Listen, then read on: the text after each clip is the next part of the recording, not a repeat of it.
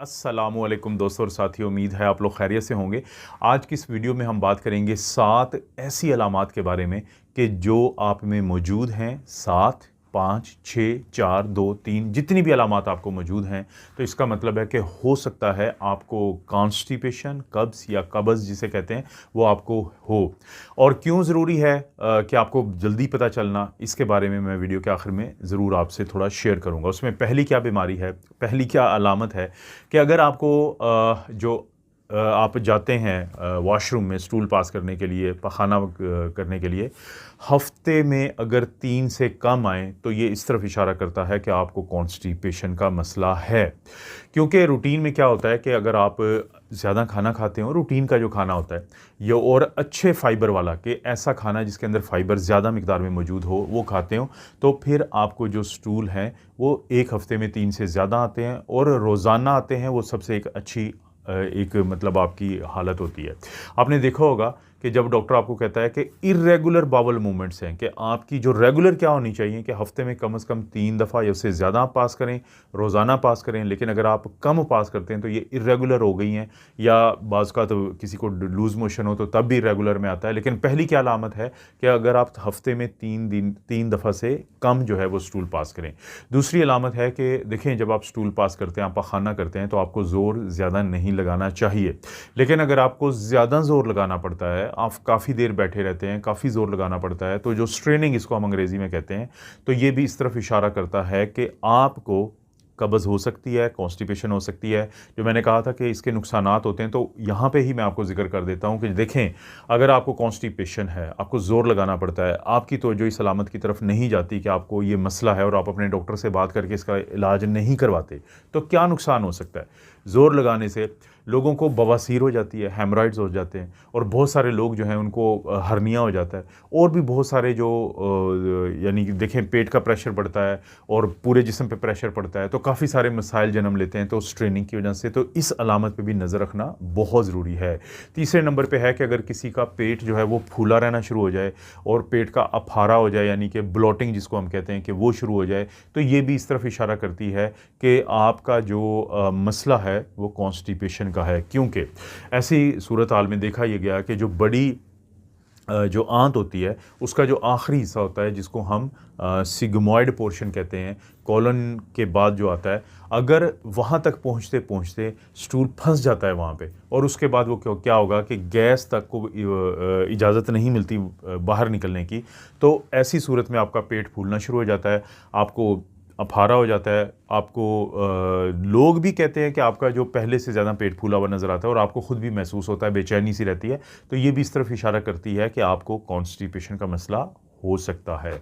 चौथे नंबर पे ये है कि देखें, रूटीन में क्या होगा कि जब स्टूल पास होता है, तो बड़ी आंत से गुजरते हुए बड़ी आंत के 2 बड़े काम होते हैं। एक तो ये होता है कि वहाँ पे स्टोरेज होता है, आपने कुछ खाया, वो हज़म होते होते जो हिस्सा बच गया, जिसको हम फाजल या वेस्ट प्रोडक्ट कहते हैं। दूसरा, उसमें से पानी और नमकियात जो हैं वो फिर आपके जिस्म में या खून में चले जाते हैं, पीछे जो स्टूल बचता है। लेकिन अगर वो बहुत ज़्यादा हार्ड हो जाए, इसकी कंसिस्टेंसी एक चीज़ होती है कि इसको ज़्यादा हार्ड नहीं होना चाहिए। अगर ज़्यादा हार्ड होगा, जैसे कि आप जो केला होता है, आप केला खाते हैं तो आप उसकी कंसिस्टेंसी को देखेंगे, तो कहा जाता है साइंस में कि जो बनाना लाइक कंसिस्टेंसी है वो नॉर्मल होती है।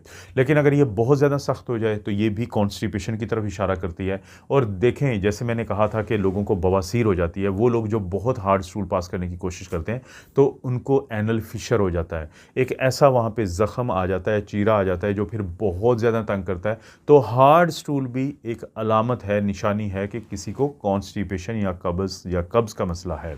उसके बाद 5वें नंबर पे एक चीज़ आती है जिसको हम कहते हैं टेनिस्मस। टेनिस्मस क्या होता है? आप गए, आपने स्टूल को पास किया, और उसके बाद जब आप वापस आते हैं तो आपको होता है कि आपने स्टूल पास कर लिया, ये आपकी फीलिंग होती है। लेकिन अगर कोई बंदा या मर्द या औरत जाए, स्टूल पास करने के बाद भी वापस आके ऐसे लगे कि जैसे स्टूल पास नहीं हुआ, तो इस फीलिंग ऑफ इनकम्प्लीट इवैक्यूएशन के एक ऐसा एहसास जो आपको उस वक़्त होता है कि आप गए तो थे, लेकिन आपको लगता है कि आपका पेट अभी खाली नहीं हुआ, तो इसे हम कहते हैं टेनिस्मस। ये भी इशारा इस तरफ करती है कि आपको कब्ज़ का मसला है। इसके बाद जो छठे नंबर पे है, देखें रूटीन में हम 5 to 7 टाइम्स जो है फार्ट करते हैं, आप हवा पास करते हैं, एक स्मेली होती है किसी हद तक, लेकिन अगर वो बहुत ज़्यादा फाउल स्मेली हो जाए, वो बहुत ज़्यादा उसमें बुरी स्मेल आ जाए, तो ये इस तरफ देखें, बाज़ का तो आपके खानों की चॉइस ऐसी होती है कि जिसकी वजह से ये प्रॉब्लम हो सकता है, लेकिन बहुत दफ़ा ये कॉन्स्टिपेशन की वजह से भी इसलिए होता है कि जब ये वेस्ट जो प्रोडक्ट होते हैं, जो स्टूल बनने का प्रोसेस होता है, उसने फिर आपके जिस्म से निकलना है, लेकिन अगर वो बहुत ज़्यादा वहाँ पे कॉन्स्टिपेशन की वजह से स्टे करना शुरू कर दे तो बैक्टीरियल ओवर ग्रोथ होती है। बैक्टीरिया ज़्यादा से ज़्यादा ग्रो करते हैं और जितने ज़्यादा बैक्टीरिया ग्रो करते हैं उतनी ज़्यादा बुरी स्मेल जो है वो फिर स्टूल के साथ आती है या फार्ट के साथ आती है, या जब आप हवा खारिज करते हैं तो तब आती है। तो ये भी इस तरफ इशारा कर सकती है कि आपको कॉन्स्टिपेशन का मसला है। सबसे आखिर में हम बात करेंगे कि अगर किसी को आपने देखा होगा ख़ास तौर पे छोटे बच्चे, ये वो लोग जो बदकिस्मती से फालिज का शिकार हों, बेड रिडन हों किसी भी वजह से, तो उनका बाज़ औक़ात जो स्टूल होता है, पखाना होता है, वो इतना ज़्यादा फंस जाता है कि लोगों को फिंगर से, उंगली से निकालना पड़ता है। इसे कहते हैं कि फ़िकल इन्फेक्शन भी कहते हैं, स्टूल इन्फेक्शन भी कहते हैं। और ये डॉक्टर्स के लिए ख़ास तौर पे हम हमेशा कहते हैं कि कोई डॉक्टर जो अपने मरीज़ को इम्पेक्टेड फ़िकल मैटर या वो स्टूल या पखाना जो फंस चुका हो, उसको अपनी फिंगर की मदद से निकाल के उसको निजात दिलाता है, तो ये वो डॉक्टर समझता है या वो मरीज़ समझता है कि ये कितना अहम काम है जिससे मरीज़ को कितनी ज़्यादा फ़ायदा होता है। तो ये इस तरफ इशारा करती है। बाज़ का बच्चों में आपने देखा होगा कि बच्चों को जब कॉन्स्टिपेशन होती है तो वो बहुत ज़्यादा बता नहीं सकते, लेकिन फिर जब वो बहुत देर बैठे रहते हैं, ज़ोर लगाते रहते हैं, रोते हैं, तो अल्टीमेटली आपको फिंगर से रिमूव करना पड़ता है। तो ये भी इशारा करता है इस तरफ कि ये कब्ज़ का मसला है। रेगुलर बावल मूवमेंट, जैसे मैंने वीडियो के शुरू में कहा था, एक रेगुलर काम है।